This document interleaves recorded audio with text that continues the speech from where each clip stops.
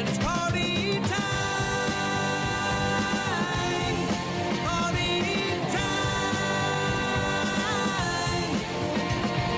Just a little more work to do. Let's get on up and get the damn thing through. Then we'll get back to numbing our minds. Yeah, hump day, and finally feeling a little bit more normal. The ear is not as painful. Still got some sinus stuff going on, but I'm not coughing as much. Are you feeling any better? I wish that was the same for me. Ugh. Well, I got big horse pills if you want to take them. I took a horse pill this I got morning. I got all sorts of stuff. What do you need? I need to get Blood better pressure before medicine. this weekend. You want some anti-anxiety medicine? You want some Advil? You want some shots of whiskey? I took Advil at 3 in the morning. I got it all. I'm trying to I hear it's going around. It's a really crappy time, so I just needed to get gone by the weekend.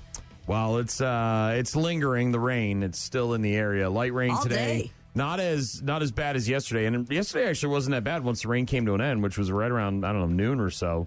And then it just was really windy. So lots of I was driving around the area yesterday. My best friend Donut and his kid Jake are here in town visiting, and got on a train from Boston and made their way here and drove them all around the area to show them the sights and whatnot. And in the morning, it was brutal, just getting out of the truck. It pouring was rain, yeah. But then by afternoon, it wasn't too bad. We did see a lot of stuff that was down, though, trees that had been blown over and stuff because of the crazy wind. I got home and one of my baskets had fallen off. The flag in my backyard was out. It was just a lot of super windy and super rainy and super the same. Improving though on Thursday, Friday, and Saturday. Good. We're looking at temps in the mid 60s.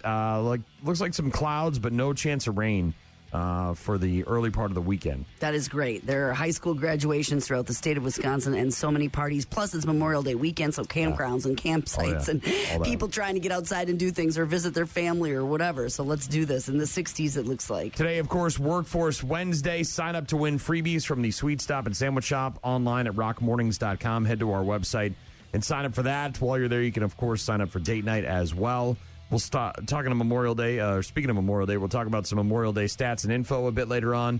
Lots of other stuff to get to. Bad news, happy music, the friggin' sports, and a whole lot of other stuff. So stick around. Rock Mornings with Brian and Gene on your rock station.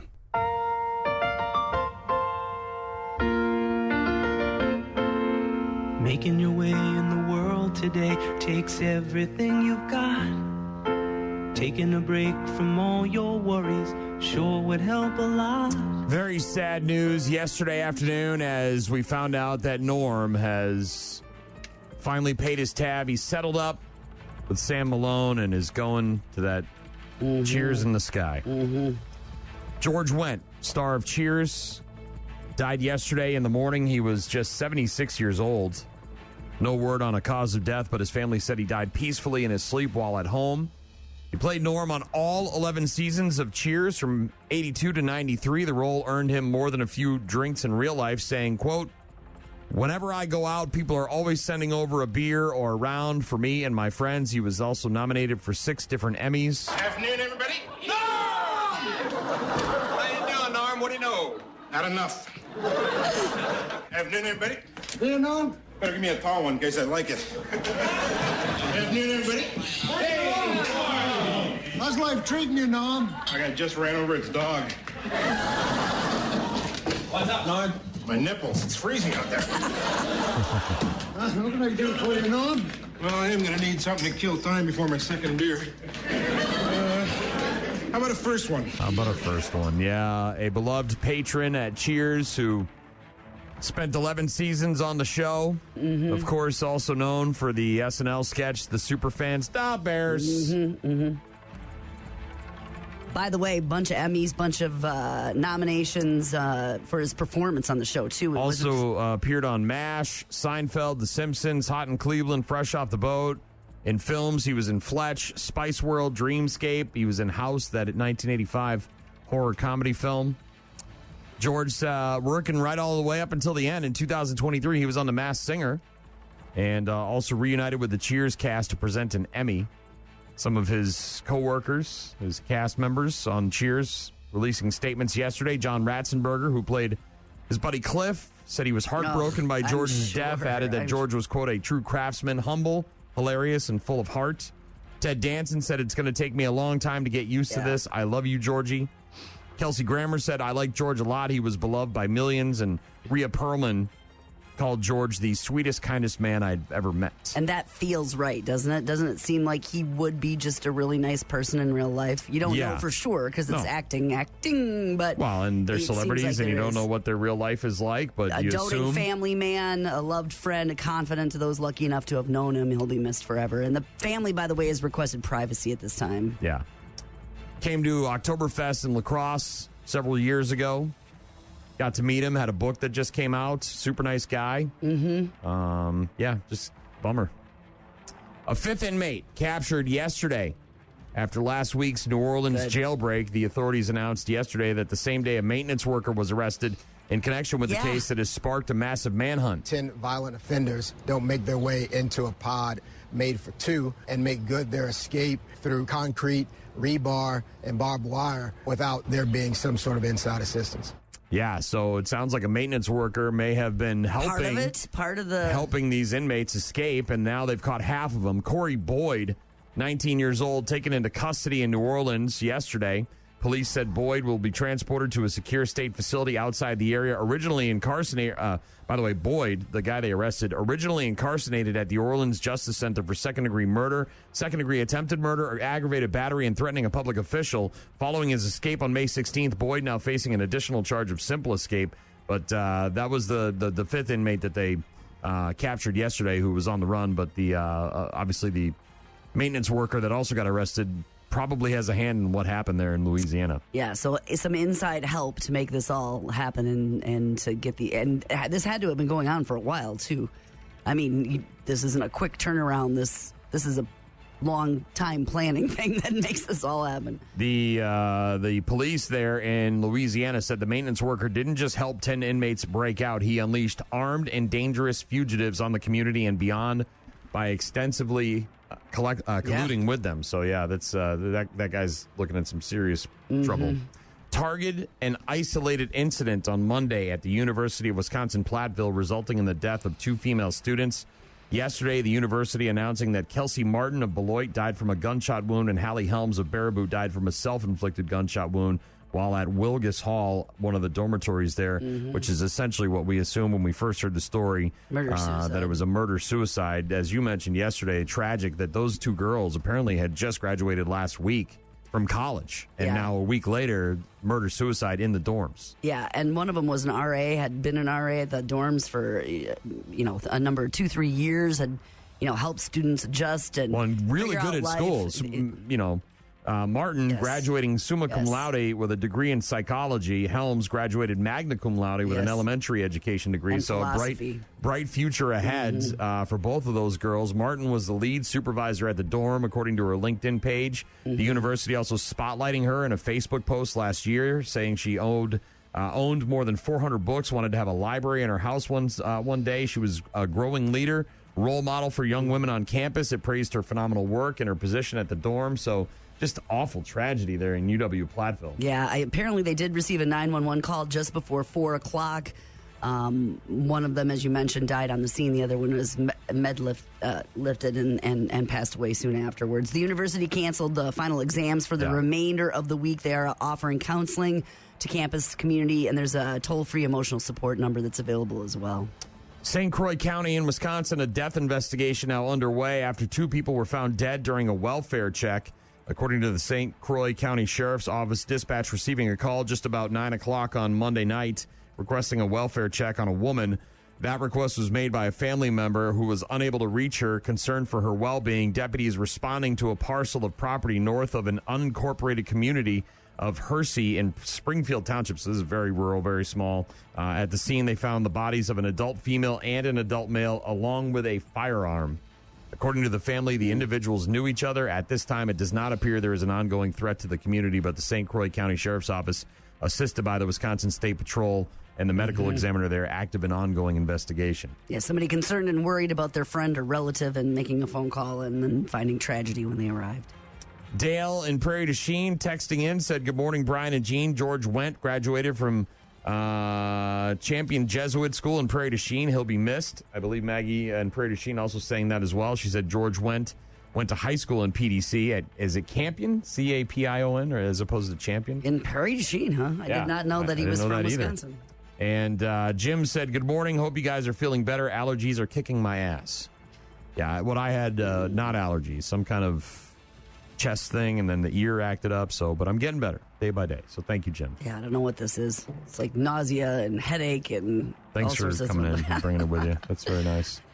I'm getting there. It's really nice that you brought it in the studio. Thanks. It was so funny because I haven't, Donut hasn't been here in almost a dozen years since we got married. He was here for the wedding, but Jake's never been here, has he? Jake's never been here. Never been on a cross-country train either, so big experience for him. And, last night it was so funny because we're sitting around, and Jake's 21. He's autistic. He's a great kid. I love him to death, but we're just having burgers and hot dogs, and he's petting the dogs, and he's hanging out. At your we're house. watching wrestling on the Netflix, and all of a sudden he just kind of goes, so what was it like here during COVID? And I was like, well, and we, had a discussion about it. And then all of a sudden, like 5 minutes later, so what do you think about them trying to force people to buy electric cars? And I was like, what the hell is going on? You're having deep conversations. My wife and I don't even have deep conversations with about this kind of crap. Yeah, whose mind is thinking. He wanted to know our opinions on everything. Yes. It was hilarious. Yes. So thank you for the text, rockmornings.com to find all our contact info. Offspring in just a bit. Rock Mornings with Brian and Gene. Find them online at rockmornings.com. That's exactly what the Brewers did last night. They came out to play and they beat the Orioles again, 5-2. 0-2 pitch. Check it. Yes! Ball game over. Uribe puts it in the holster, striking out the side, picking up the save. And the Brewers can go for a sweep tomorrow afternoon. Once again, some light offense last night in the 8th inning. Good night at the ballpark here. The Brewers look for a sweep tomorrow after hitting 3 homers. Orioles dropped their 8th straight ball game. Brewers have won 3 in a row. And a win tomorrow puts them back to 500. There we go. Yeah, Brewers 3 in a row. Final game of their 3-game series against the Orioles today at 12:10. We're going to the game on Monday against the Red Sox. Woo-woo. It's Dollar Dog Day. How many dogs can you eat? Well, I've never tried the 999 challenge. I don't know if I want to. It feels like something that you have to do when you know you're not going to enjoy the game. Or your time after the game? Are you guys planning to do anything after the game? Or is it just sit in the hotel and be miserable? Well, we're taking Tuesday off so we can get up. We're going to stay overnight and we're going to get up and come home. But yeah, it's... Like, am I willing to say I did the challenge to feel... I mean, could you even sit in the hot tub then at the hotel after the 999? NBA last night. The Oklahoma City Thunder, their first conference finals game since 2016, wins handily as Anthony Edwards and the T-Wolves will regroup and get ready for Thursday night. Playoffs continuing with the first game in the Western Conference Finals. The Thunder destroying the T-Wolves 114-88. They go up 1-0 in that series. Tonight in the NBA, you've got game 1 of the Eastern Conference Finals at 7 o'clock on TNT. Indiana at New York. On the ice last night. You're looking at a 5-2 loss, maybe, and that's the way Florida plays it. Kulikov will get it out. Gostisbehere will lift it back in. And the Florida Panthers will end the Carolina Hurricanes. Perfect home record here in the playoffs. Yeah, Hurricanes were unbeaten at home in the playoffs so far until the Panthers came to town and kicked their teeth in. 5-2 final score last night. Panthers up 1-0 in that series. Tonight in the NHL, it's game 1 of the West Finals on ESPN at 7 o'clock. Edmonton at Dallas. For the first time ever, NFL players are set to participate in flag football at the 2028 Olympics after NFL owners voted to pass a resolution at the league's spring meetings yesterday. After conflicting opinions at the annual owners' meetings back in April, the resolution received unanimous approval from all 32 of the league's owners, meaning the league can now begin negotiating with the NFL Players Association, along with Olympic officials and national governing bodies such as USA Football, on the details of the NFL players' participation in the LA Games. So this is not a done deal, but it's the next step in what happens. And it looks, and guys like Justin Jefferson are excited because they want to win gold and participate and show out for the country. They want to play flag. So I think that's a good sign that some of the big name players in the NFL want to do this, which obviously will Well, if they want to, then they're going to probably open the door for it, aren't they? Yeah. Obviously, there's still some, negotiations and contracts and things to be signed and stuff to be done. But, yeah, we might get some flag football at the Olympics in 2028 in L.A. The Chicago Bears and two-time All-Pro guard Joe Thuney have agreed to a 2-year contract extension, which is worth $17.5 million per season. His new 3-year contract worth $51 million with $33.5 million fully guaranteed at signing. So that guy's getting paid. Joe Thuney getting paid. Sports on Rock Mornings with Brian and Gene.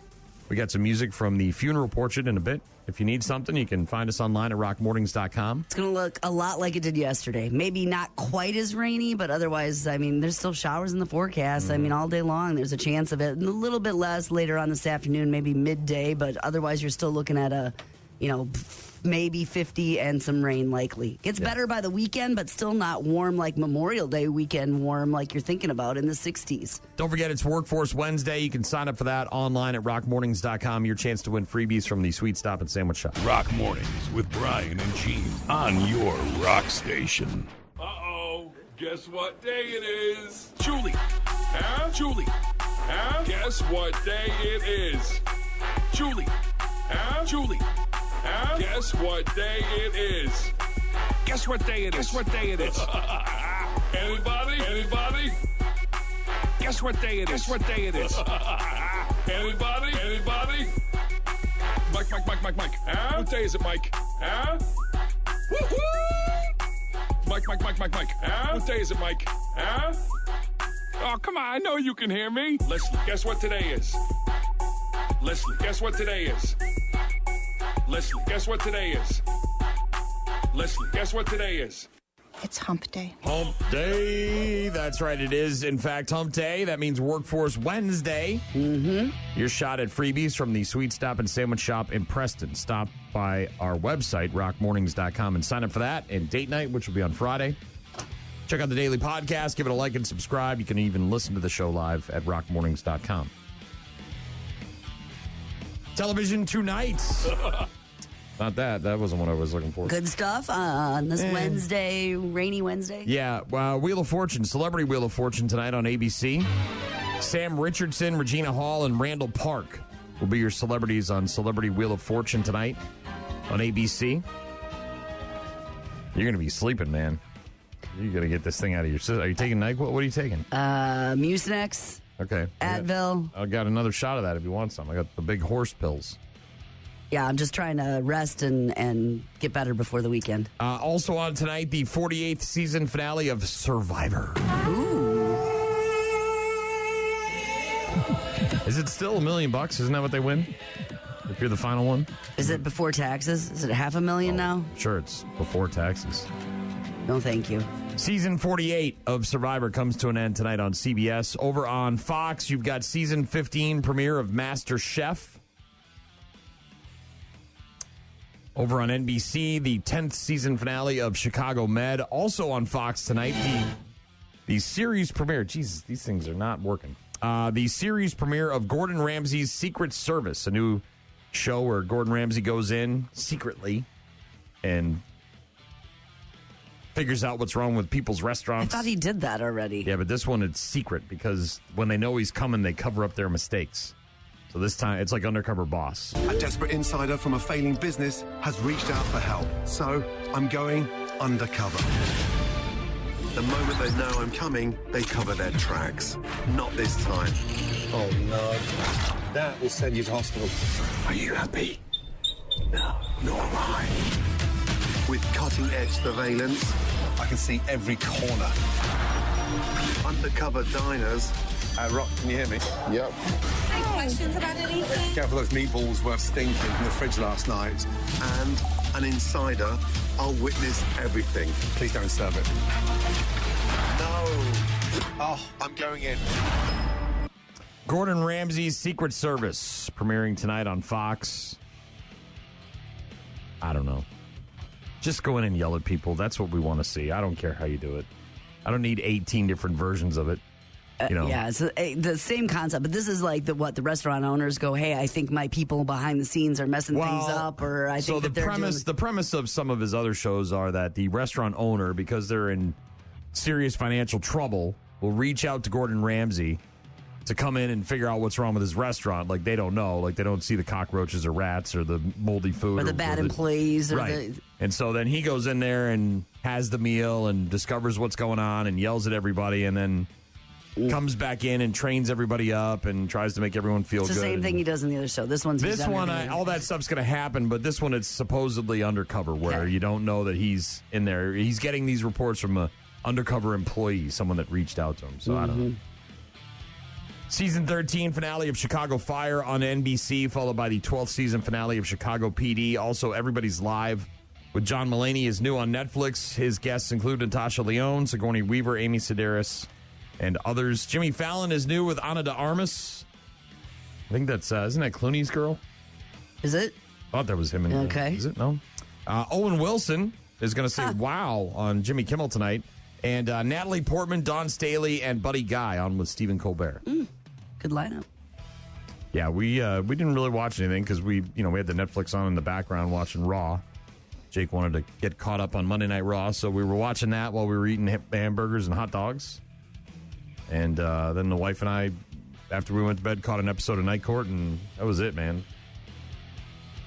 Yeah, I didn't Not watch a lot of TV for me. Scrolling through some photos last night, trying to figure out what we're sending to make the boards. Collage? Yeah, When is that? Next Sunday, June 1st. Okay. What time? 11 to 2. Isn't that when I'm doing the rock stop? You're not doing it. Oh, all right. I freed up your afternoon. Do I got to bring money for the other two kids? No, you All don't. right, You just the don't one? have to make it up, I guess. All right. That'll just be weird for them, but no, you don't have to. All right. Next Sunday. I know we got one this Saturday, I think. When's the 25th? Saturday? No. Sunday? Sunday. All right. Yeah, Sunday. we got one on Sunday. Some friends of ours, Sean. Graduation party you're speaking of. Sean and Christy, yep, their kid graduating. I can't remember which one. It's either the young one or the old one. Throw some money in a card and say congrats. That's all you got to do. Stop by. I think it's Wyatt. Have a beer, piece of cake. Jet. Yeah, it's out.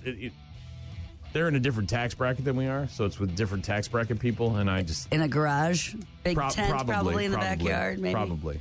Maybe you should stick around then, because the food might be decent. Oh, the food's going to be great. Yeah. I get, Food truck, maybe? I'm very inappropriate, and then when I get around people that don't know... You probably want to reel it in a little bit. I have a hard time with that. I had a guy actually last weekend. I was doing something in a parking lot. We had an event, and the guy's like, "Hey," he's like, "What's this all about?" Blah. And I told him, "Oh, it's this thing." And then all of a sudden, he's like, "Does it get weird when guys that you don't know just ask you questions because they know who you are and they listen to you on the radio?" And I said, "Nah, I got used to that a long time ago." No, it's not weird. It happens all the time. No.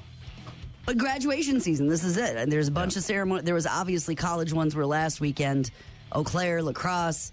A lot of the high school ones are this weekend. Although I was talking to somebody at Big Bikes on Saturdays, and theirs isn't until next weekend. So it's the season. Well, you have to spread it out because there's only so many places to do Graduation season, especially if you're renting out something from the city. Mm-hmm. But yeah, Sunday we got one. What if you show up with like a bread maker? Can you do that for a kid? That's label not great. maker? I mean, I suppose you could do something for a dorm room, but nobody's making bread in a dorm room. You can't have that kind of appliance. You get them a hot plate. I wouldn't. I would stick with just cash, really. But all right. It's got no... I mean, don't get me wrong. I like getting cash, too, but it's got no soul. I don't think it needs a soul for What about like a big, party. giant box of condoms? You don't want to be that guy? Is that what you just said? What guy? No, I mean, it'd be wrapped up. They're not going to unwrap it in front of everybody, right? That's like a... That's how you decide that. I don't know how... It depends on how close you are to their parents, I think. Well, they would laugh. They'd find it funny. Okay, still put money next to it, though. I mean, in a card with the money. I think the rest of the people would be like, what was with the big box of condoms? Mm-hmm. Well, he's going to college. And you Help don't him know. with the education part. I'd rather have him not be a unwed father to a newborn baby while he's in college. Maybe that's a between you and him thing. Like, hey, come over here behind the truck. I got something to talk to you about. I'm not going to do that. That's weird. It's more fun if you just have this kid open up a giant box of condoms in front of all of his grandparents and everybody yeah, and be like, hilarious. Thanks. Well, we did that for our friends Jess and Charlie at their wedding. We got them we were getting, I don't know what the hell we were doing. We were getting something, I think it was a card to go to the wedding, and we were going to put some stuff in the card. And there was like a 99-cent pregnancy test at, the checkout aisle, and we got it. And they used it when they first got pregnant, and it worked. So kudos to the 99-cent pregnancy test. Yeah, they kept that one. Came through in the clutch. From the gas station. That's good. It was a grocery store. Oh, okay. It was right there at the checkout. Rock Mornings with Brian and Gene. Find them online at rockmornings.com. Foo Fighters announcing a couple more shows in 2026, I believe. Yeah, because they said that Singapore Jakarta. show. They're going to be in Jakarta. Was one of them, and then they just announced a couple more, and they're all overseas. But I'm assuming they're going to be hitting the road in America, right? It's been, 2024 since they had a tour with the whole Dave Grohl pregnancy thing? And the only ones I see so far are Manchester, England, and then the 2 shows in Singapore, and then another one in the United Kingdom so far. All right. I thought I saw one in Jakarta. Maybe Jakarta, too. Yeah, but that's it. But these are all like... And they're 2026. They're next year, right? No, fall of 2025. Okay. So, yeah, then maybe 2026 we'll get a full Foo Fighters tour. Or triumphant return to the stage. We'll see. But, yeah, you're going to have to travel overseas to see the Foo Fighters if you want to check them out this fall. This was in Canada. 87-year-old guy in Montreal decided to go for a walk. Did he get lost? No. Had himself a heart attack while he was on his walk. And a random stranger saved his life.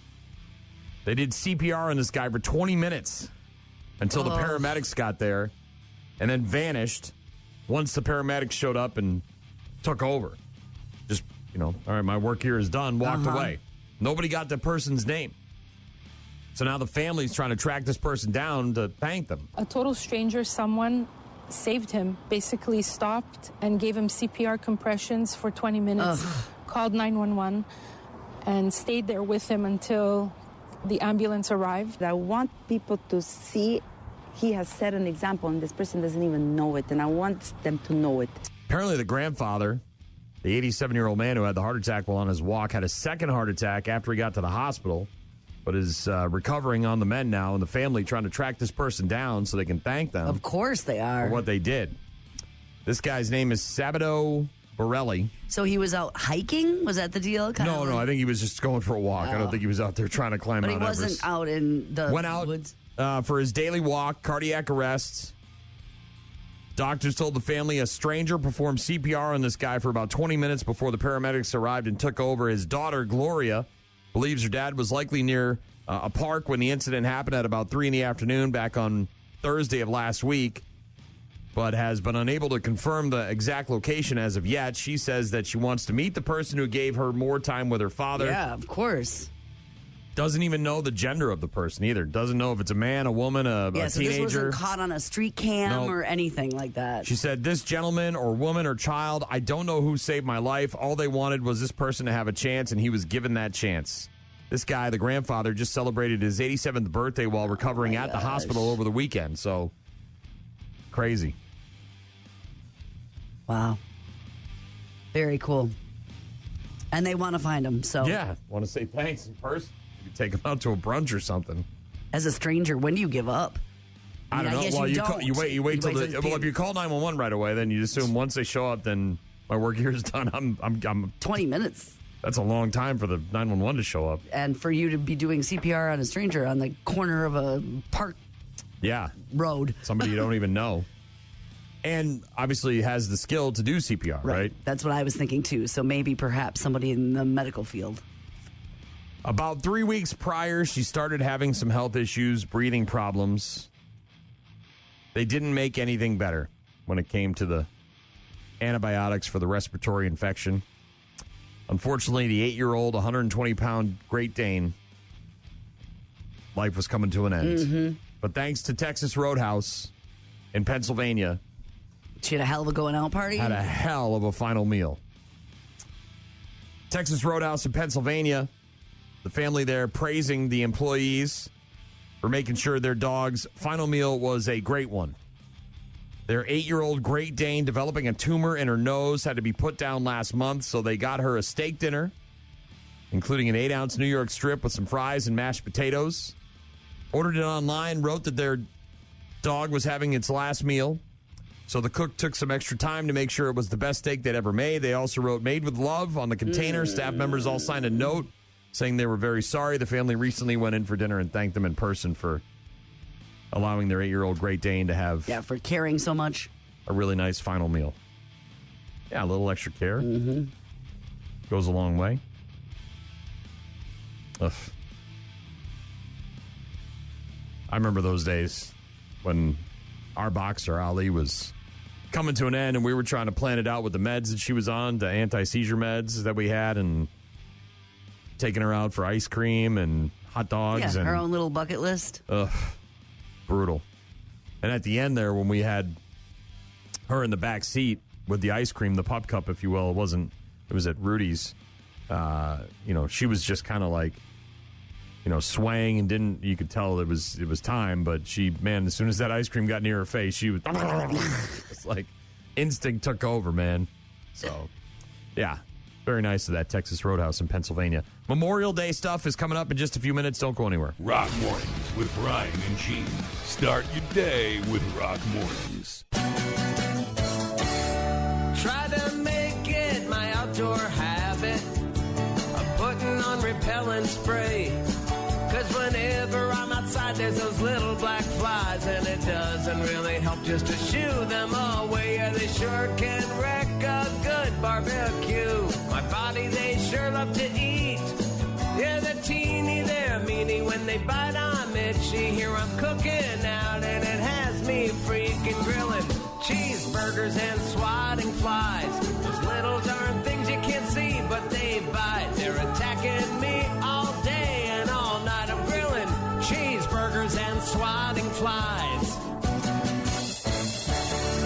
Not so bad yet. The gnats, I haven't seen that many. Flies or gnats or even mayflies. That was another question Jake asked about all the marsh that we saw yesterday driving around.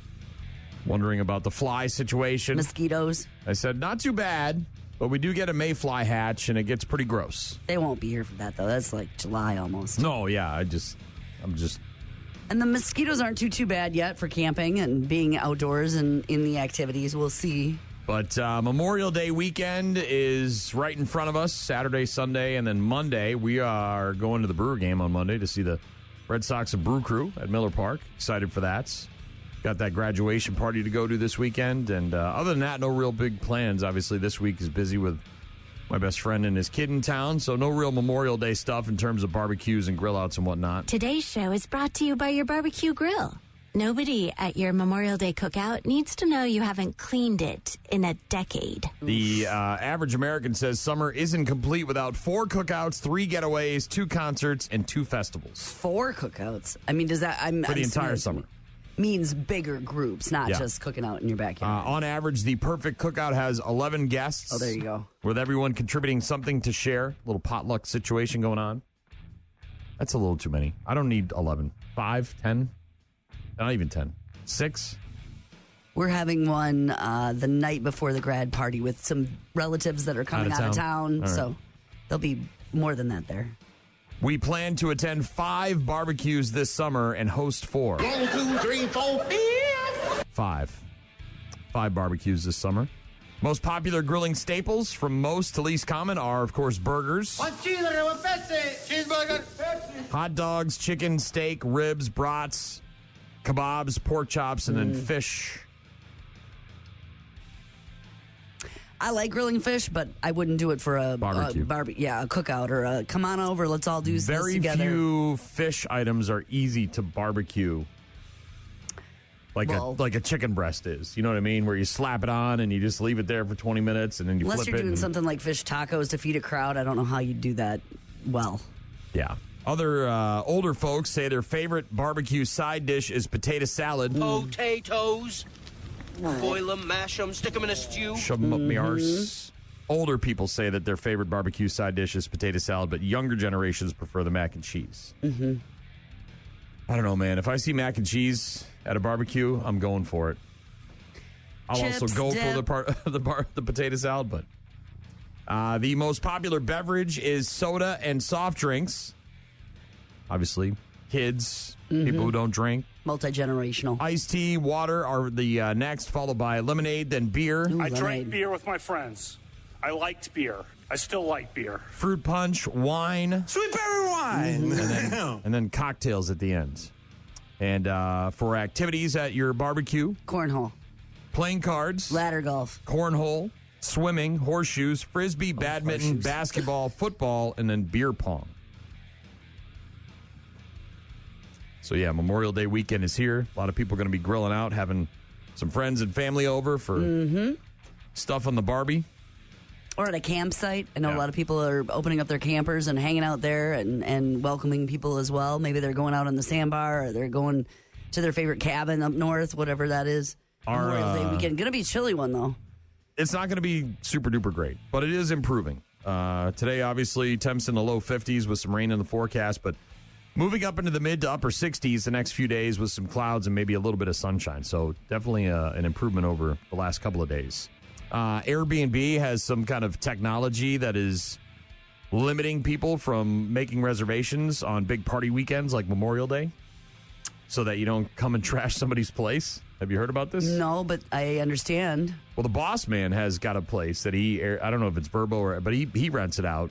And he was telling me about some people that, I think it was a girl who was like looking to celebrate a 21st birthday or something and was going to be there with like 19, 20 people from the big city or whatever. And he kind of was like, nah, I don't really want that in my place. But yeah, Airbnb announced that its anti-party algorithm is in effect for Memorial Day weekend. It decides whether you're trying to rent a house to throw a rager or if you're just looking to spend a weekend with some friends, and you could get blocked if you're trying to throw a rager at one of these houses. I'm the party pooper. Red flags include booking a big place close to where you live, where a lot of people could come over, right? And booking last minute, apparently. Not a brand new feature. It's the fourth year that Airbnb has done this. It doesn't mean they're listening in to see if you're too loud. It's just an algorithm on the website that looks for certain red flags when you're booking a place at Airbnbs. They say it looks at a range of factors, including property type, how long you're staying for, how far away you live, and whether the booking is last minute or not.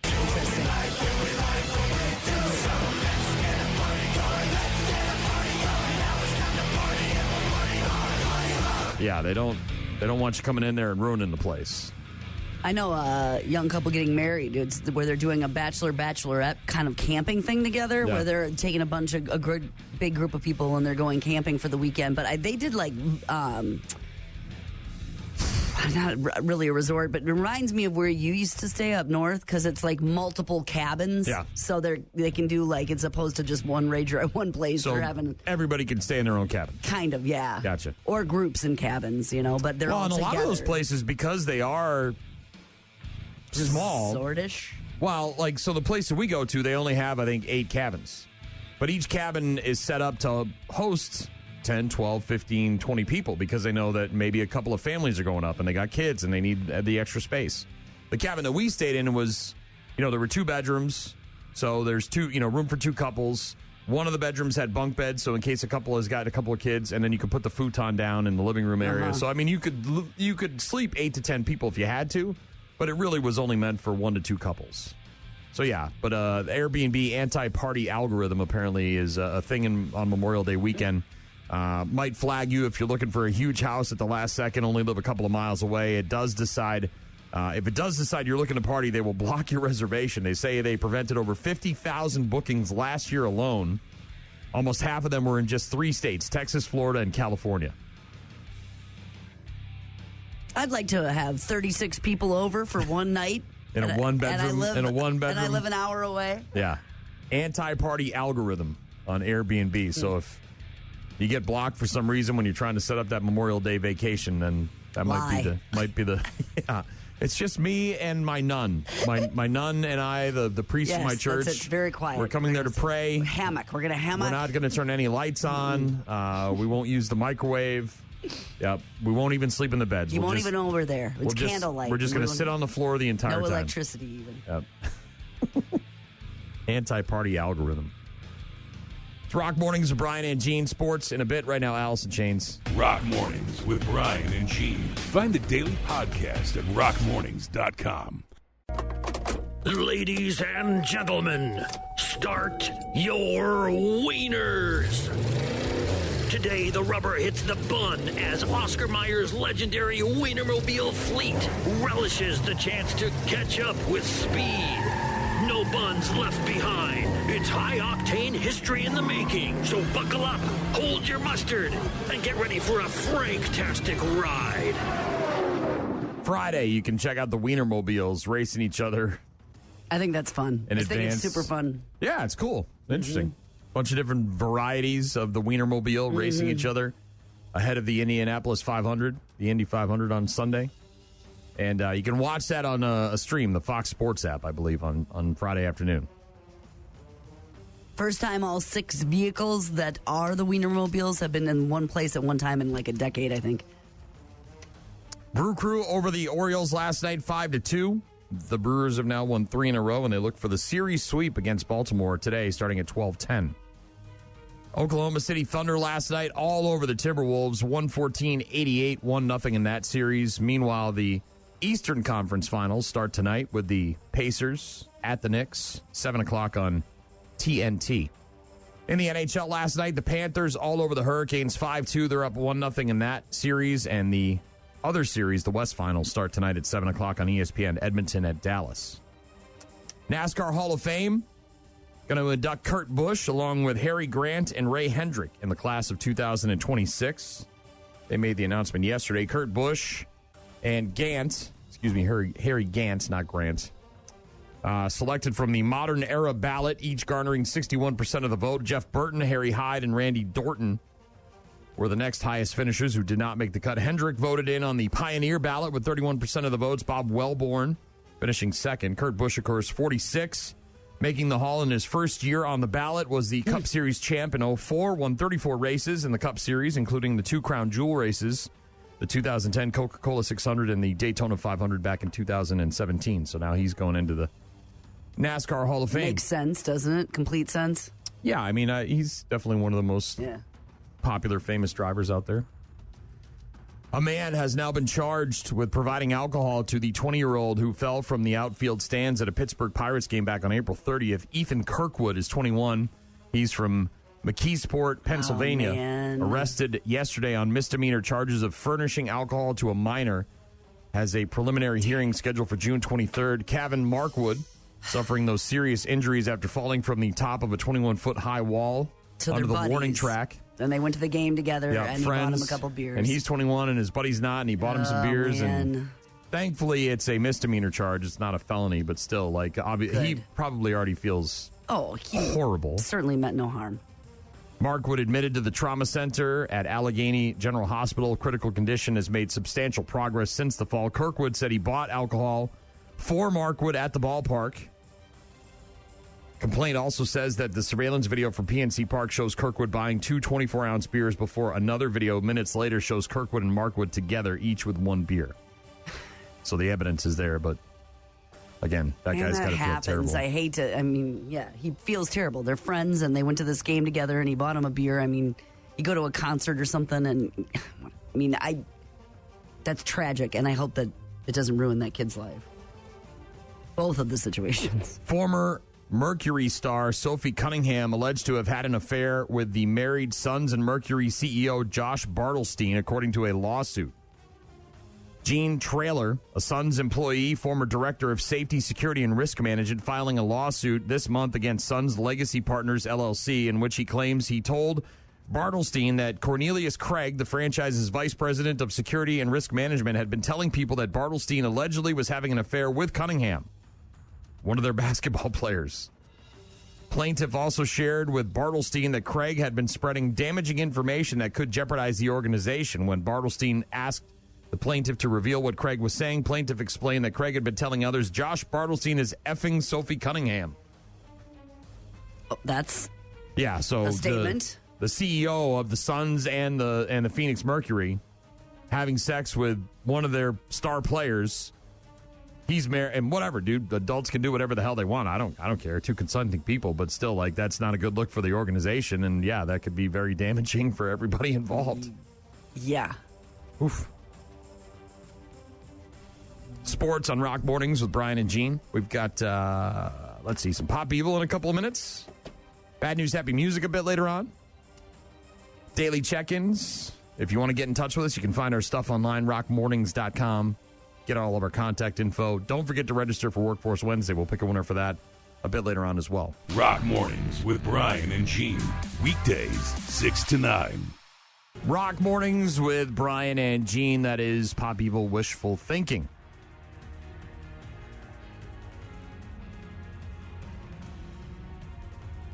You guys have been married, what, 30 years? 20 years? 28? No. 20, it'll be 28. 28, so almost 30 years. So you haven't gone on a first date in almost 30 years. No. Probably longer. Correct. How long were you together before you got married? Well, the first time or the second time? We have a long story. I know. When would you say is how long ago was your first date with Mike? I would say 94. So I was 20. So I'm 35 years ago. Okay. And we hung out. He came to visit a roommate of mine. They were mutual friends, so he came to town to visit them, and then I met. And our first official date, I think we went to Pizzeria Uno. Really? Our first date. For some pizza and conversation? Correct. And our second date was a concert. What concert? It was Soul Asylum at the Student Union at UW-Madison. Nice. That's a good concert. I know. It was in their heyday. It was like right when very sweaty. Brave Dancers Union Super came sweaty. out. Lots of sweat. Bet that. I think the wife and I, one of our first dates, we went to comedy.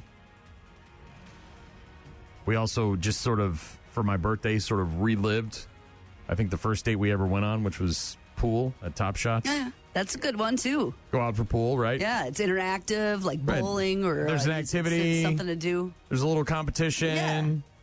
There's time for conversation. It's not too loud. There's beer, which helps. You know what I mean? Like, there's other people there, so you're not feeling like... Well, we heard that was one of the most popular things to do now is activity-driven dates, whether you're going... Go-kart? Sure. Mini golf? Yeah, the old dinner in a movie. And then, it's like you go to dinner with someone you don't know. You try to get to know them, and then you go sit in a dark room and be quiet for 2.5 hours. Stare across the table. But more activity-driven is what they're saying now, isn't it? 56% of people... 56. Yeah, too much. That's too much activity. 56% of people say it's totally cool to do this on a first date. What is it? 56%? 56% of people in a survey said it's totally cool to do this on a first date. What is it?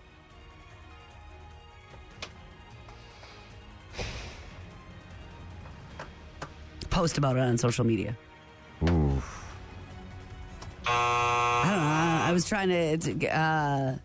56% of people say it's totally cool to do this on a first date. What is it? Split the bill. That may be true as well, but not according to this survey that I'm looking at. Totally cool to bring somebody else along. That's weird. I know, but I was thinking group like date. If it's a group date type thing, like where you and my roommate and your roommate and your friends, roommate, and we'll see, and maybe there's a chance there's some romance. All but right, it's totally cool to. You won't get it. Just give it one more shot here. I won't get it. No, you're not even in the ballpark here. What? Don't look at me like that. Use an alias. Ooh. Use a coupon. Sure. Like, hey, I got a coupon for 2 for 1. Let's go to Applebee's. Well, yeah, or maybe it's for the, as you were mentioning, mini golf, and it's like, hey, well, here's the thing, right? Off. Especially in the Midwest, there's a lot of coupon books that get sold as a fundraiser for an organization, right? I mean, the Viterbo one is a prime example. And we get one every year, and we always, but we're married, so what do we care? But if you're going out and it's a buy one, get one dinner type thing, and, you can save a couple of bucks and go to a place that maybe you haven't tried before. New I can survey see where says they don't want you to seem cheap, though. That's the thing, isn't it? There's a fine line between like being frugal and taking advantage of a good coupon and being just like, ooh, this is an indication that this person's cheap. Survey says 56% of people say it's totally acceptable to use a coupon on a first date. In fact, 61% of people surveyed said that frugality is an attractive trait in a partner. Oh, so not a turnoff. And 28% went as far as to call it sexy. 56% of people say they've been turned off by a date trying to show off with money. Right? Someplace fancy, $1,000 dinner, expensive bottle of wine. Right. Where do you get the coupons, obviously? Depends. Right. The newspaper, maybe the back of a receipt, all sorts of different places. There's a bunch of websites where you can get them. Even if it's actual coupons as opposed to like some sort of on-the-app deal. 37% of people say they'd be impressed if a date used reward points to pay for their date.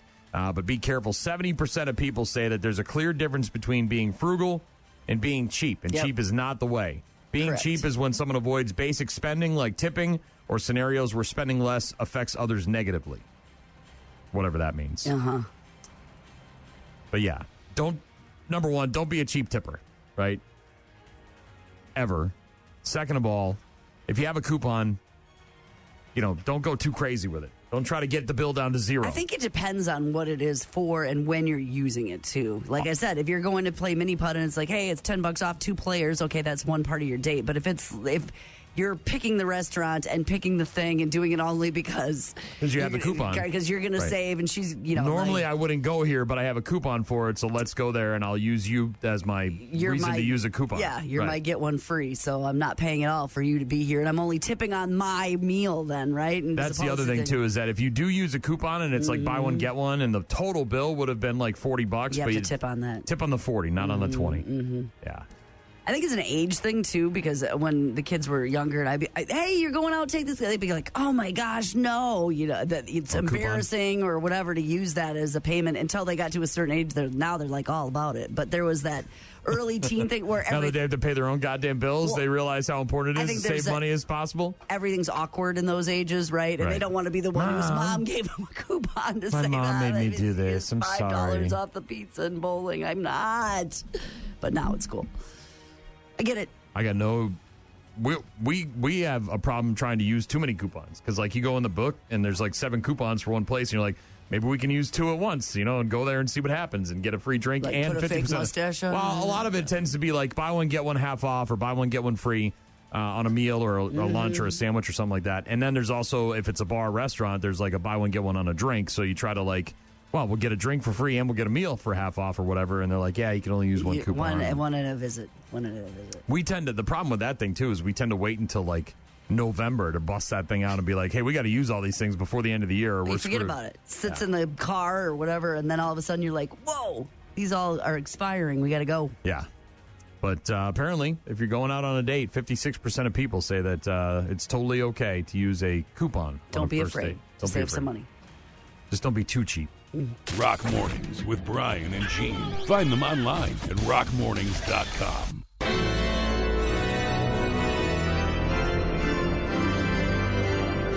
Are those wedding bells I hear? Who's getting married? A certain former NFL head coach. Oh, I heard about this last night, but I was too sick to care, so I went to bed. Much younger girlfriend. Did they really get engaged? Well, the rumors started to swirl yesterday that Jordan Hudson, Bill Belichick's much younger girlfriend, was telling at least one of her friends that they were now engaged. Former NFL coach fueling rumors that he is engaged to his girlfriend, Jordan Hudson, after changing the name of his boat, apparently. Oh, brother. What do you name it? Now, every good boat has to have a name. Usually it's some sort of tongue-in-cheek, funny little nickname. Uh-huh. The vessel used to be called 8 Rings in reference to Belichick's 8 Super Bowl wins from 88, 91, 01, 03, 04, 14, 16, and 18. Most of those, of course, with the Patriots, but...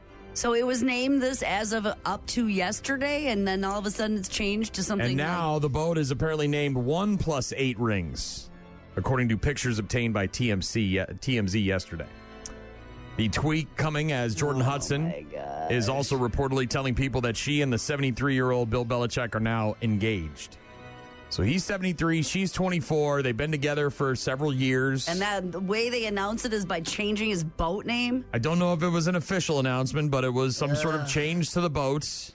Belichick likes to keep his personal life close to the vest, obviously. New York Times reporting yesterday that the ex-cheerleader has spilled the alleged beans to at least one individual. Also, in Belichick news. Is this the cat fight? Meow. Meow. I heard about this, too. So his ex... They're down there on Nantucket where the rich people are, okay? Belichick's been there for a number of years. House, rich people living. And the ex is down there as well, and she's got her own circle of friends. And she's rich living, and too. she's older. She's more up near Belichick's age, and of course, not pleased about this whole Jordan Hudson thing. And I guess the two ladies got into a heated exchange. Was there hair pulling? Where they maybe kissed afterwards. I don't think any of that happened. Last Christmas, Nantucket, Bill's ex-girlfriend Linda Holliday reportedly confronting Jordan at a charity event at the Dreamland movie theater. A charity event is where you're going to get it on. Let's get ready to rumble! Yes! I want a pay-per-view. I want to watch it. I want to see it. I want Belichick. Were they like fighting over bidding on an auction item? Like, no, I'm taking that one. No, I'm raising my thing. The incident took place during the Island Stroll weekend, a big final weekend of the year before the place becomes a ghost town until May. Got pretty heated, according to the boots on the ground. What does that mean? Claws came out. Kitty's got claws.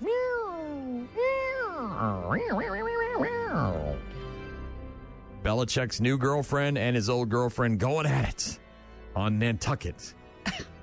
Was there plates of caviar being thrown across the room? I don't know. Linda, for those who don't know, has a place on the island, along with Bill. Not together, but they have their own places. They both have places on the island. That's what rich people do. They have island places. Some sources say that she has all of Nantucket on her side, and there's some sort of weird rebellion going on against Jordan. Well, yeah. She's been there. She's in camp. She's made friends. Jordan's this new hussy. She has her own place. Oh, was she self-sufficient? Jordan doesn't. She's just down there living it up with Bill. Making boats. Weird animal noises and renaming boats. He's doing the donkey moves and all sorts of stuff. Who knows? Catching mermaids. Ay. So that's the latest on that whole saga. Okay. It's Rock Mornings with Brian and Gene. Name, by the way. Oh, it is a very dumb boat name. We got Guns N' Roses coming up in just a bit. Rock Mornings with Brian and Gene. More from Brian and Gene is coming up. Guns N' Roses on Rock Mornings with Brian and Gene. We're going to pick a Workforce Wednesday winner in a bit. Mm-hmm. Get to our texts and emails and also Bad News, Happy Music. So register for Workforce Wednesday online at rockmornings.com. I like to hear where you're spending your day. We got a new pope a couple of weeks ago now. Mm-hmm. And about 5 seconds after he got the Pope hat and the outfit and all the stuff on the balcony. Is this White Sox stuff? They found video of him at the World Series. People trying to figure out who this guy is, right? First American Pope. He's from Chicago. We found out he's a White Sox fan Used to suffering is what from I his heard. brother. And then all of a sudden, bam, there's the video of him at the World Series. And in honor of that, why wouldn't you lean into it if you're the White Sox? Of course you do. You're going to milk that for whatever it's worth, aren't you? Of course. Every team has got that thing, got that something in their ballpark that you got to do. Mm-hmm. The Red Sox at Fenway, they got several things. One of them is the red seat out in the outfield, if you know what that is, the Ted Williams seat. Euchre out there, you can go take your picture with their Euchre statue, obviously. Should do that, yes. Lots of stuff to do and lots of different ballparks. Well, now the White Sox have a new landmark. It's the seat? It's the way he was sitting in, the Pope seat? Section 140, row 19, seat 2. That's where Father Bob, the future Pope Leo the 14th, sat during Game 1 of the 2005 World Series. The White Sox unveiling a graphic installation yesterday, or Monday, that pays tribute to the new Pope, and that also pays tribute to the moment during their last championship run when the Pope was at the game. Yes. Of course, back then he wasn't the Pope. He was just Father Bob. The pillar artwork featuring a waving Pope Leo XIV, along with a picture from the TV broadcast of the future Pope, sitting with a good friend, Ed Schmidt, and his grandson, Eddie. The team also planning to do something to commemorate the Rate Field seat that the Pope occupied during the 05 World Series opener. When people come into the ballpark, it's an interesting piece of our history, and they're going to want to see it, said Brooks Boyer, the chief executive and marketing officer for the White Sox. So we're going to be able to put something on that seat. Again, why wouldn't you? You would. If it was there at the ballpark, it's been seen, it's been known, and you can capitalize on that in some way. Well, and I don't disagree with them. People are going to want to know which seat that was. Right. Especially if you're a diehard White Sox fan and you're a practicing Catholic and yes, you have a chance to sit where the Pope sat. Uh-huh. Or take your picture with the seat that he was in. Back then, he wasn't His Holiness. He was just some dude at the baseball game. Well, I think he was a priest. Father Bob, yeah. Right, yeah, Father Bob. But the White Sox leaning into it. Why wouldn't you? I would. I would do more than just the seat. Like what? I don't know. What do you eat that day? Is there a Pope special where it's like? Well, we did have a Portillo's, right? That restaurant, I believe, the sandwich shop down there in Chicago. They made a Pope sandwich. So, oh yeah, capitalizing on the Pope, man, trying to cash in, make a few bucks. The friggin' sports on Rock Mornings with Brian and Gene. Bad news, happy music is next. Rock Mornings with Brian and Gene. Find them online at rockmornings.com. You're about to enter a beautiful, exciting, wonderful new world. A cockroach living in your nostril. Now that's just nasty. Add in some haven't pooped for 30 days. Poop is raining from the ceilings. Poop. And sprinkle in some hashtag Florida Man for flavor. Florida man. Florida man. Florida man. Florida man. Florida man. Florida man. Florida man quits his Burger King job, steals all of their chicken nuggets. It's bad news. Bad news. With happy music. Let's rock. California, 35-year-old woman named Christina Peniston, now facing 3 felony charges related to domestic violence. Arrested back in March. Falsely imprisoned, threatened, and then attacked her elderly mother with a fork. A fork attack. Fork you, buddy. Go fork yourself. Like a regular fork or like a giant serving fork for a holiday turkey or something? Have you ever been forked up? Wow. It was just an attempted forking, not an actual forking. She didn't get the tines in anywhere? Didn't actually stab the mom, but apparently attempted to stab the mom. Unclear what they were arguing about, but police say that Christina was furious. Something about food, maybe? Allegedly spat at her mother, shoved her into a sofa, brandished the fork, and then tried to stab her. The mother was able to hold her off, not harmed. Possible that drugs were involved. Christina is also facing charges from a previous unrelated arrest after she was caught with an opium pipe. So maybe there was a, hey, you can't be in my house if you're smoking opium. These are my rules if this is going to be a thing. Well, fork you.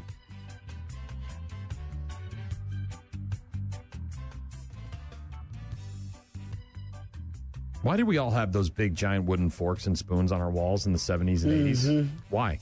Why was that a thing? Do people still have those? Do you have one in your basement somewhere? Is your grandmother? I do not have any. Why did we have those? And everybody seemed to have like a barometer thing in their house too, right?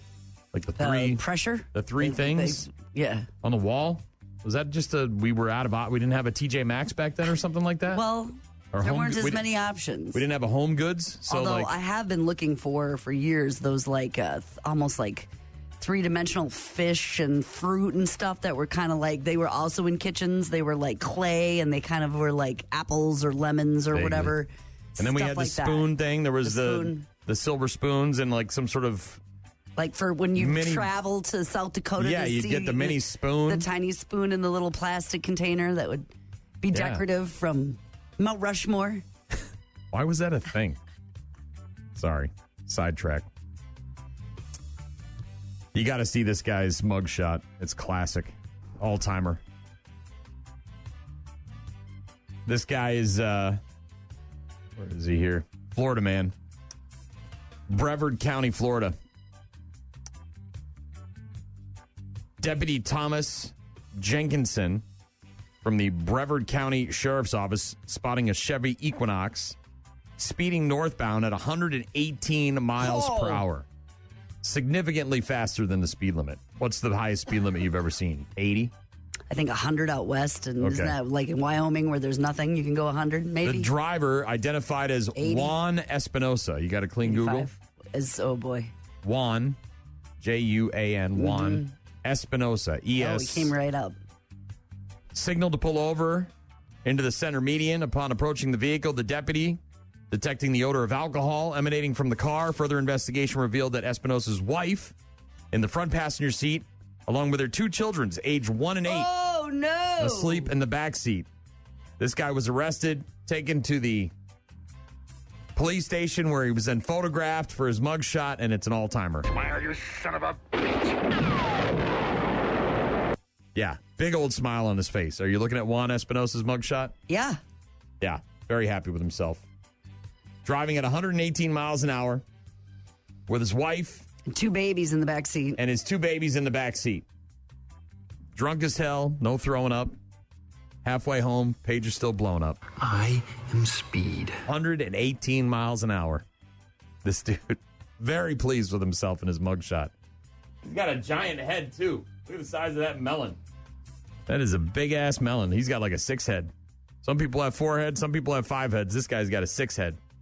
I mean, he's got like a bookshelf on his head. All those lines that are up there. You see those lines? Yeah, I see that. You could stack some dishes on those things. I'm not that intoxicated. Yes, you are, Mr. Drunk Florida driver guy. 118 miles an hour, wife in the passenger seat, 2 kids in the back, drunk as hell, big smile on his face at the mugshot. Gotta love it. Why are you smiling like that? I just like to smile. Smiling's my favorite. Because I was going real fast. He looks like a guy who did a magic trick that nobody liked, and he went, ta-da! Ta-da, I just did that. Right? That's... Or the guy who says something inappropriate at a funeral and just kind of goes... He's a finger snap guy. He's a finger snap guy. Yeah. Hey, like my music teacher in 7th grade, Mr. Salvo. Hey. Juan Espinosa, if you want to check him out online. He's, as Gene said, it should pop right up. Big old smile on his face. Mm-hmm. He's happy. Maybe he wanted to get caught. Maybe that's why he's happy. Maybe he's like, man, looking to get arrested. This is how to do it. Drive drunk at 118 miles an hour. Ta-da. A Utah man facing a slew of assault and kidnapping charges after police say he held his girlfriend and her family hostage for about 6 months. What? Under the false pretense that members of the cartel were after them. 6 months. What are you talking about? Dominic Garcia, arrested, charged with 28 counts, most of them felonies, in connection with the alleged hostage situation involving 7 people being held at the Salt Lake County Jail. Unclear whether or not he has an attorney. The family has lived in constant fear of Dominic, and the people Dominic has led them to believe were trying to kill them for approximately 6 months. Dominic has had access to handguns, has been threatening to use or have others use those weapons, causing death to the family, causing them to believe their lives were in danger. Oh, my gosh. Police receiving a call from someone claiming that he and his family had been held against their will by Garcia, their daughter's boyfriend. Family comprised 7 different people. Reported they weren't able to take it any longer. They were holding Dominic at gunpoint until the police arrived. So somehow they got the gun from this guy. And they're like, no said, more, 6 dude. months is it. 5 months is fine. 5 months and 29 days. But at the end of that 30th day, I've had it. We are doing this no more. I'm getting that gun, and we're getting out of here, Dominic. No more. No more of this, Dominic. Bad, Dominic. Bad.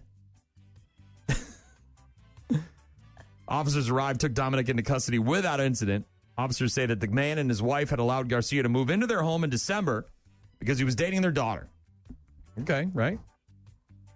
Almost immediately afterwards, Dominic says, by the way, tells the family that his family was part of a business that has ties to the cartel, and they needed to do certain things and be diligent in their safety, setting this whole thing in motion.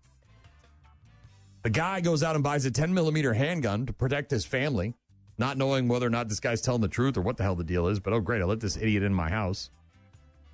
Which Garcia then began carrying around for the family's protection. So he, buys it and gives it to this guy. Here, Mr. Guy who's dating my daughter, have a gun. And that he would rack the gun and take the magazine out in the living room, making the family feel threatened. Dominic repeatedly telling them that the cartel would kill them if they did not do what they were told. Oh, my gosh. So what were they told? What did this family do? Why didn't they just say, you get out of here, Dominic? At one point, Garcia tells these people, the family, that his grandfather's business did a bad deal and they needed to leave their home for a while. They left the home for about a month. When they came back, a member of the family sent a message to a friend explaining that the cartel was trying to kill them. Garcia saw the message. Things became very bad. So, like, you shouldn't be telling other people that. I don't know. It just sounds like this guy's a nut. And thankfully, nobody got hurt. They arrested this guy without incident, and this family's got to now move the hell out of there to get away from this guy because they want nothing to do with him. You think they went out on date nights, like in the 6 months he was like, you're not still like kind of dating, right? I mean, like. No, it sounds like they were locked up and living in fear of the cartel. Did people work? Did they go about their business? They just had to come home at night or they couldn't go anywhere? Apparently, he was also running some kind of boot camp there, training them to get ready for the cartel. Okay. All right. Your boyfriend's got to go. Monitor all their movements, what prevent them from leaving the house. About? No, we're not doing any of those things. Yep. Last but not least, you ever felt like doing a 5K, Gene? You ever done a 5K? Walking. Walking? Mm-hmm. I have. Were you wearing clothing when you were walking? Wanted to. We did that walk, remember that one time for breast cancer awareness, I believe, where we walked in heels? There was the Real men wear heels. Yeah, walk a mile in some heels, but those we had clothes on. It was just shoes. Right, weren't naked. It was additional shoe wear, but a footwear, but it wasn't. Well, if you've ever been interested in doing a 5K and doing it naked, you're in luck because a nudist colony in South Carolina. Sure, I'm sure of it. Is going to be hosting a clothing optional 5K. So all your bits and pieces could be flopping around, slapping you in the face, slapping you in all sorts of different places. The freedom of a clothing optional run on a very hot day in July frees you from the chafing that you get on your nipples when you do run a 5K or a marathon. You get a lot of nipple chafing, right? There's a reason for support bras, though. This year's clothing optional Buck Creek Streak 5K, the 11th annual for what it's worth. So they've been running naked for a while. Now it's just open to the public? Is at the Carolina Foothills Resort, scheduled for June 14th. Already attracting a record number of people with 161 people signed up already. To run naked. Tom Crowder, lifelong nudist, member of the resort's board of directors, said you can go anywhere and do a 5K, but you can't go anywhere and run a 5K naked. If you go to the turkey trot and drop your drawers, you're probably going to get arrested. No such issues, however, at the Buck Creek Streak. Takes place within the friendly confines of the nudist resort's private community. Started several years ago by a gentleman that was a member of the nudist colony. Who liked to run naked. With about 25 people participating in that first year. I'm assuming you got shoes, right? Oh, yeah. You're not running without shoes. Probably not, no. Last year, 138 people who ran in the race, with the winner finishing with a time of 21 minutes and 45 seconds. That's a really fast 5K when you got your balls flapping around. It looks like, unless I'm looking at the wrong thing, but I'm looking at the Running in the United States website. There's a lot of optional clothing runs. Skinny Dipper Sun Run, the Bear Dare. I got to be honest, I like the Creek Streak. It's got a good ring to it. Dare to be Nude 5K. You can do that one in California. A lot of people will come here for the first time during the 5K, which to me is pretty bold to come here for the first time and have that many people around. But a lot of people will come back after that first visit because they'll have such a great time.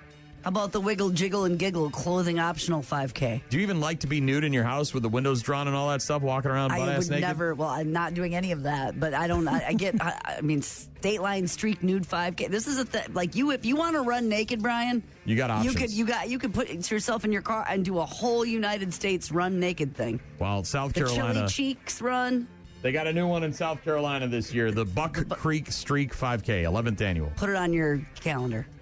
I don't want my dick and balls flopping around down there. That's too much. I don't think anybody should. And I don't want to run a 5K. That's a lot of running. It's a lot of jiggling. 21 minutes of running? For what? The Wiggle, Jiggle, and Giggle clothing optional 5K. I think they're trying too hard with the name. They're just doing it for the funny name. Is that what they're doing? Race webpage. You want to go there? It's in Pennsylvania. Yeah. What's that? Mennonites out there running around butt-ass naked? These are all at resorts, by the way. Bad news, happy music. On Rock Mornings with Brian and Gene, we'll get to our daily check-ins, and we'll pick a winner for Workforce Wednesday next. Rock Mornings with Brian and Gene. Start your day with Rock Mornings. Call. Hello. Email. I tried emailing you. Text. So many ways to check in with us. Check. We rely on you guys for traffic updates, requests, and all sorts of other stuff. Check this out. Rockmornings.com is the website with all of our contact info if you want to get in touch with us. Texts and emails and Facebooks and all that crap. You can also register to win prizes on the website, including Workforce Wednesday, which is today. It is. I want to say hi to people working. We heard from Sarah, who's working with Rotary Lights, volunteering and doing that kind of stuff. Winona, Minnesota. Truck driving. Thank you, Tyler. Time is a good let's see. We heard from Lacrosse Seed, also Southern Bluffs Elementary. Boy, you're almost wrapping up your school year, aren't you? But congratulations to this week's winner, which is driving dump truck and hauling dirt. And that is Lucas. Ass, or ass, no one rides for free? Is that the bumper sticker on Lucas' I don't know. truck? He's driving dump truck and hauling dirt. All right. Congratulations, Lucas. You got yourself the freebies from the Sweet Stop and Sandwich Shop in Preston on Workforce Wednesday. And thanks to everybody else who signed up. We appreciate it.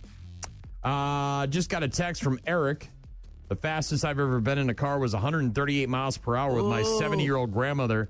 She was just joyriding. I was 7. So Granny was getting after it at 138 with a 7-year-old kid in the car? Granny was getting after it. That must have been a different time and place. Why couldn't I have a cool grandmother like that? My grandparents were old. And probably a stick shift, too. Well, I mean, if Eric's old enough to text, I'm assuming he's an adult. He's got to be in his 20s, maybe 30s. So this was back in the 90s? Way back when, probably. Back in the 90s, maybe? Maybe longer than that. That's 70s. Awesome.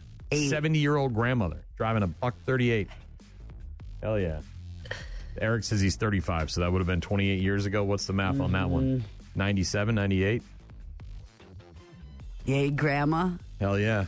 What are you driving in 97, 98 I don't know, that goes but 138 miles an hour? And when you got home, your parents were cool with that because it was Nana? Nana, you don't tell on Nana. That you keep that close to the vest. You don't tell. You don't tattle on Nana. You kidding me? You got a cool-ass grandmother that's going to do a buck 38 with you in the car when you're a 7-year-old? You don't come home and tell mom and dad. Unless mom and dad are doing it, too. I mean, then it's a family thing. I don't know, but what is she driving? I mean, that's got to be something. Some sort of hot rod.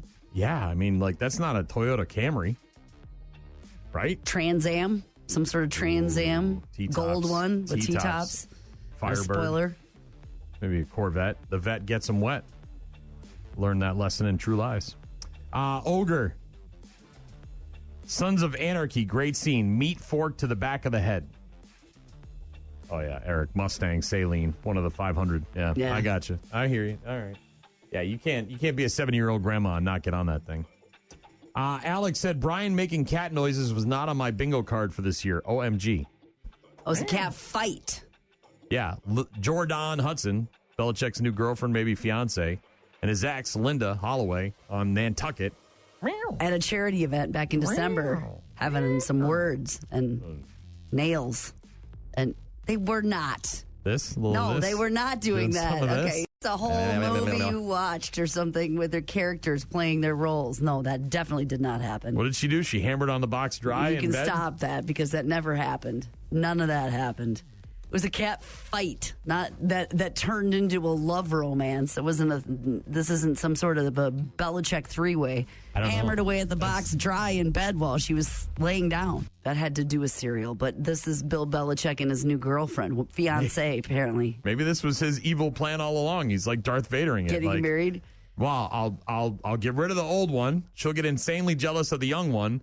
Then they'll catfight, and then we all have sex. Ta-da! That's how a man's brain That's thinks. How brilliant Bill Belichick is. Wired and weird a man's brain is. Why do we have makeup sex after we get angry with each other? Because we need to, right? That's why that's what's happening. Exactly what's going to happen in this situation. That's exactly what's happening. Several people texting in about George Wendt apparently going to school in Prairie du Chien.